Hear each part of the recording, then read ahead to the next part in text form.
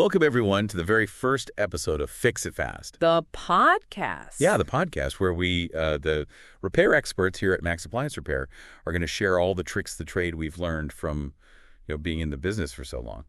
We've picked up a few things over the years. We have, yeah. So we thought we'd take a deep dive into some common appliance issues. Give you the know-how you need to maybe fix them yourself. That's right. And if not, at least you'll be able to, impress us on the phone when you call in for service. Exactly. Knowledge is power when it comes to appliances. Right. So for our very first episode, we're going to tackle something that we see all the time. All the time. It's those ovens that just won't turn off. Oh, yeah. You bake those cookies, you hit the off button. You think you're done. But the oven just keeps humming along. It's so frustrating, and it can be dangerous, too. It's definitely a safety hazard. So what's going on? Well, there could be a few reasons why your oven's doing this. Yeah, and some of them might surprise you. That's why it's important to understand how your oven works.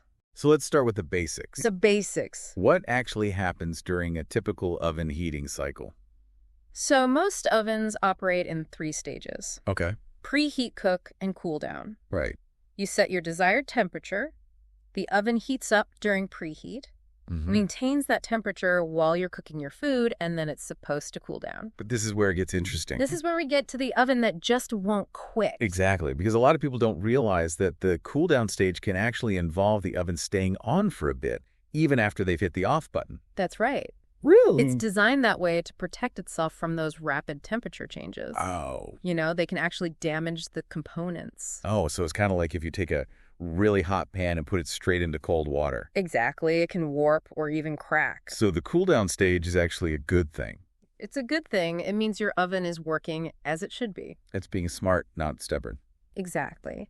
And the cool down time can vary depending on if you have a gas or electric oven. Right, because in my experience, I've noticed that gas ovens, they tend to heat up and cool down a lot faster than electric ovens. That's because with gas, the flame is providing direct heat so it can respond much more quickly. Oh, okay. Electric ovens use heating elements, which take longer to heat up, and they retain heat for a longer time. So that means that lingering heat in an electric oven can sometimes make it seem like it's staying on longer than it should.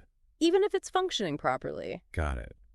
So if you're noticing that your oven is staying on for an excessively long time, even after considering, that cool down period, then it's time to start looking into what the problem could be. Time to investigate. Okay, so let's get to the nitty-gritty. The nitty-gritty. What are some of the most common reasons why an oven just refuses to turn off? Well, one of the most common culprits is a faulty thermostat. I was reading about this in the company blog post. Oh, yeah. The thermostat's job is to measure the oven's temperature, and then it tells the control board to either turn on or off that heating element. That's exactly right. So if the thermostat is malfunctioning, it might not send that signal to turn off the heat. Yeah. Which causes the oven to overheat, and that could create a fire hazard. That's scary. It's definitely something you want to take care of. Yes, so what do we do?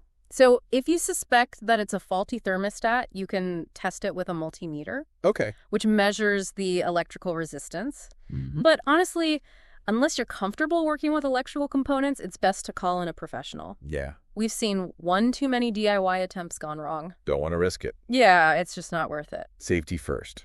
Always. So, okay, faulty thermostat, that's a big one. But I bet there are some surprisingly simple reasons why an oven might stay on, too. Oh, there are tons. Really? Sometimes it's as easy as checking the timer in the control settings. You mean people forget to check the timer? You would not believe how often that happens. Really? People get distracted, they forget to fully turn the knob to off, or they accidentally set a delayed start and then they forget about it.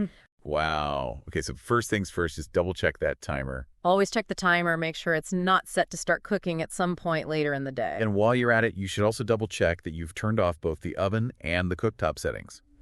If your model has separate controls for those? Because I bet it's pretty embarrassing to call in a repair person just to find out that you left the cooktop on. You have no idea. So timer and control settings, those are important. But what about the wiring? The mysteries of electricity. And mysteries. Always a little bit intimidating. It can be, but it's important to understand the basics. Okay. Over time, wiring can become loose, damaged, or corroded. And that can cause some issues. It can interfere with the oven's functionality, and it can even lead to it staying on when it shouldn't. So if someone suspects that they have a wiring issue, what are some things that they should look for? Okay, so before you even think about checking the wiring, you always unplug the oven first. Safety first. Safety is paramount. Then you can look for loose connections. Yep. Frayed or burnt wires, or any signs of corrosion. And if they see any of that, call a professional. Yeah, don't mess around with electricity. Electricity is nothing to mess with. Okay, so we've talked about the thermostat, the timer and controls and wiring. But another common culprit that I read about in the blog is a faulty oven door seal or gasket. Ah, yes, the trusty door seal. Yeah. That's a big one. Keeping the heat in. It's crucial for keeping the heat inside the oven where it belongs. Over time, those can wear out, though, right? They can wear out, they can crack, or they can become warped. Yeah, and then what happens? Well, all sorts of problems can arise. Really? Including uneven cooking temperature fluctuations and the oven not turning off properly. So how do those seals actually work? Well, think of them like weather stripping on your front door. Okay. They create an airtight seal, keeping that heat inside, just like a good seal on your fridge keeps the cold air in. Got it. So if the seal's compromised and heat is escaping, the oven might run longer trying to maintain that desired temperature. Exactly. Which could lead to it staying on longer than it should. That's right. So how do you check the seal? Oh, it's super easy. Really? You wait for the oven to cool down completely, of course, and then run your hand along the seal, feeling for any gaps, tears, or areas where it doesn't seem to be snug against the door. And what if you find a problem with it? If you find a problem with it, you can actually replace it yourself. Oh, wow. Replacing the seal is a pretty straightforward DIY fix. Really? Yeah. What do you have to do? So you can usually find the right replacement part online using your oven's model number. Okay. And there are a ton of videos and tutorials that can walk you through the entire process. Oh, nice. So it's not as intimidating as it sounds. It's not intimidating at all. Okay, so now I want to talk about the brain of the oven. The brain of the oven. The control board. The control board. What does it actually do? So the control board is essentially the command center for all of the oven's functions. Okay. It receives signals from the thermostat, the timer, and all the other components. So it's kind of like the conductor of an orchestra. It's conducting all the different parts. It makes sure that everything's working together. Exactly. But like any brain, it can have its moments. Unfortunately, yeah. So what are some of the things that can go wrong with the control board? So power surges can cause issues, wiring issues, general wear and tear. So lots of things. Lots of things. And when that happens, your oven might not shut off properly, or it might start behaving erratically. You might see some error codes popping up on the display panel. Okay. And is that something that you can fix yourself? You know, that's one that you really want to leave to the professionals. Yeah. It can be very tricky. Okay. Professionals, they have the expertise and the tools to properly diagnose and repair those complex components. Yeah, probably better not to mess with that one. Probably not. All right, so we've covered the thermostat, timer and controls, wiring door seals, and the control board. We've covered a lot. Anything else that could be causing this oven to not turn off? There is one more thing. Okay. It's the overheating protection feature. Overheating protection. Tell me more. Okay, so this is a safety feature that's designed to prevent the oven from cooling down too quickly. Which, as we discussed before, can damage the appliance. Exactly. Okay. So the oven might run a bit longer to reach a safe temperature even after you've turned it off. So it's kind of like a built-in safeguard. Exactly. It's protecting the oven from itself. Okay, but what if my oven's running for a super long time even with this feature? If that's happening, it could indicate a problem with the sensor, and it's best to call in a technician just to be on the safe side. This has been really helpful. Glad to hear it. I feel much more confident about troubleshooting my own oven now. That's the goal. So if all else fails, we know who to call. Give us a call at Max Appliance Repair. We were talking about all the reasons why your oven might be staying on. Right, those ovens that just refuse to turn off. Yeah. And we went through some of the more complex issues, things that might require professional... Like a faulty thermostat wiring problems, or even a control board malfunction. Right, but before you jump to conclusions and call us in for a service call, there are a few simple things you can check yourself. Always a good idea to start simple. Exactly. So what are some things that people can check before they give us a ring? Well, we talked about it earlier, but it's worth repeating. Those timer and control settings can be really sneaky. Yeah, I can see how that could happen. You wouldn't believe how many times we get calls where the oven's running, and it's simply because they forgot to double-check the timer. It happens to the best of us. It really does. So always start by taking a deep breath and making sure that timer isn't set to start cooking later on. Right. And don't forget to check that you've turned off both the oven and the cooktop settings. Especially if your model has separate controls for those. Easy to overlook. It happens all the time. Okay, so timer and control settings, check. Now, what about that oven door seal we were talking about? Ah, the oven door seal, the unsung hero of oven efficiency. It's so important. It really is. You need a good airtight seal to keep all that heat inside where it belongs. And over time, those seals can wear out, right? They can crack, they can become warped, and that can lead to all sorts of problems. Like what? Well, you might notice uneven cooking temperature fluctuations and even that dreaded oven won't turn off issue. So how do you check the seal? Oh, it's super simple. You just wait for the oven to cool down completely. Safety first, of course. Of course. And then you run your hand along the seal, feeling for any gaps, tears, or areas where it doesn't seem to be snug. Kind of like checking for drafts around your windows. Exactly. So what happens if you find a problem? Well, in most cases, replacing the seal is a pretty easy DIY fix. Well, that's good to know. Yeah, you can usually find the right replacement part online using your oven's model number. And there are tons of helpful videos and tutorials that can walk you through the process step by step. So it's not as intimidating as it might sound. Not at all. It usually involves removing a few screws, pulling out the old seal, and then snapping the new one in place. Okay, so we've covered a few quick fixes, but now I want to talk about preventing these issues in the first place. Prevention is key, right? Absolutely.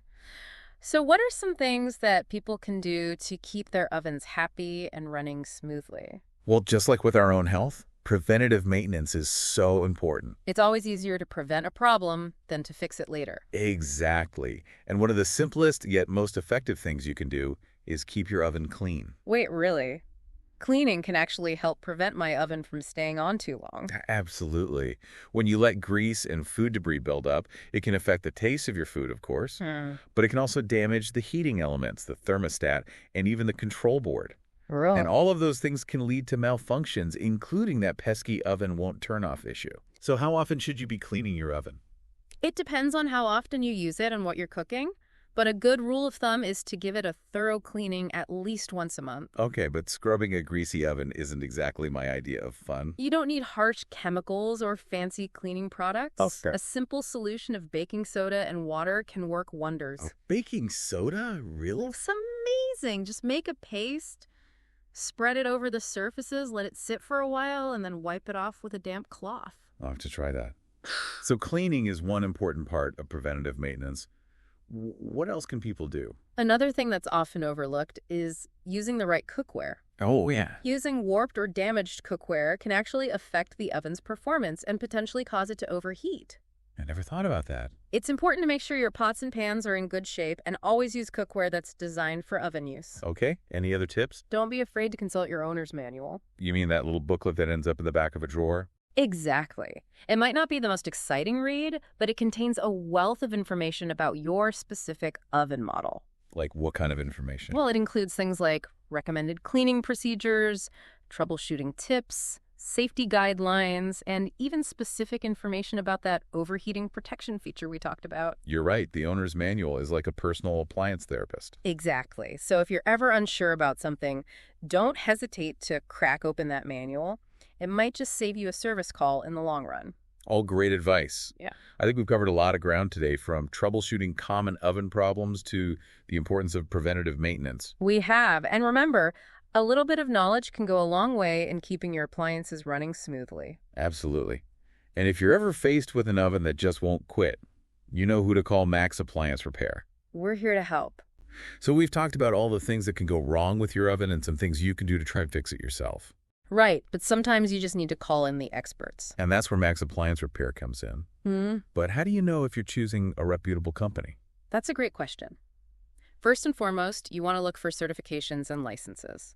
Okay. This shows that the company and its technicians have met certain standards and they're qualified to work on your appliances. And where do you find this information? You can usually find it on their website or just ask them directly. Makes sense. What about online reviews? Oh, those are gold. Yeah. Websites like Yelp, Google Reviews, Angie's List, they can give you a good idea of what other customers' experiences have been like. So do your research. Do your research. Look for patterns in the reviews, both good and bad. What about personal recommendations? Ah, those are the best. Yeah. Ask your friends, family, neighbors if they've had any good or bad experiences with local repair companies. Word of mouth is powerful. It really is. And when you're getting quotes, make sure you're comparing apples to apples. Absolutely. Ask about service fees, labor rates, and the cost of parts up front. Good point. Some companies might have low initial costs, but then they hit you with extra charges later. Oh, so sneaky. So get everything in writing. Well, always a good idea. And what about warranties? A reputable company should stand behind their services, so don't be shy about asking about warranties or guarantees. At Max Appliance Repair, we really pride ourselves on clear communication. We want you to understand what's going on with your appliances. Exactly. No one wants to feel like they're being talked down to or taken advantage of. Right. We break it down in plain English. So if you're in the Toronto area and your oven is acting up, give us a call at Max Appliance Repair. We're here to help. We'll get you back to baking those cookies in no time. Happy fixing, everyone. Thanks for tuning in to Fix It Fast.